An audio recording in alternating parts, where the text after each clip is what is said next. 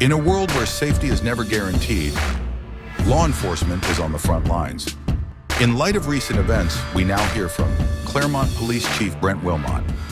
Hey everyone, Chief Wilmot here with Claremont Police Department. I want to pass along some important information about an investigation that we handled in the early morning hours of New Year's Day. At about 1:45 in the morning, as officers were still investigating that serious accident that happened at Arrowhead, one of the patrolmen heard over his mobile radio about a pursuit that was coming into town on Charlestown Road. Two Claremont officers drove to Charlestown Road and set up in the area of McGee Toyota.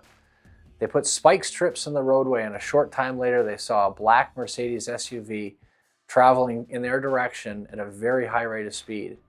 Behind the Mercedes was a Walpole police car with its lights and sirens going. A short time later, that Mercedes drove over the spike strips, deflating some of their tires. A third Claremont officer had set up at Draper's Corners. He too had put out spike strips in the roadway. The Mercedes drove over those spike strips and continued on towards West Pleasant Street. Claremont officers followed the vehicle onto West Pleasant and ultimately onto Pleasant Street, where the driver went the wrong way down Pleasant Street. It's important to note that at the time there was a lot of pedestrians and other foot traffic on Pleasant Street. The driver of the Mercedes wasn't able to negotiate the turn at the end of Pleasant Street and crashed into the granite curbing at Opera House Square. The two occupants of the Mercedes got out of the car and fled in the neighborhood of High Street. That's situated behind CVS Pharmacy. Claremont police officers, aided by K-9 Jocko, went to the area and started a search. A little while later, K-9 Jocko sniffed them out, hiding behind a garage on High Street. The two subjects were taken into custody, and it was determined that they were both juveniles. As such, I can't release any more information about their identity or the charges with which they face.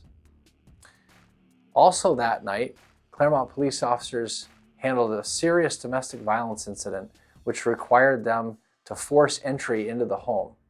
They also handled a commercial burglary alarm, and they were monitoring hazardous roadway conditions which required them to call out DPW. This is just a perfect example of how unpredictable police work can be. But Claremont police officers come to work every day and stand ready to handle any situation which may arise. I'd like to thank the New Hampshire State Police and the Cornish Police Department for all their help that night. If anybody has any information that may be useful to either the crash investigation or the pursuit, you're welcome to call Detective Sergeant Trevor Dickerman at 603-542-7010. Thank you.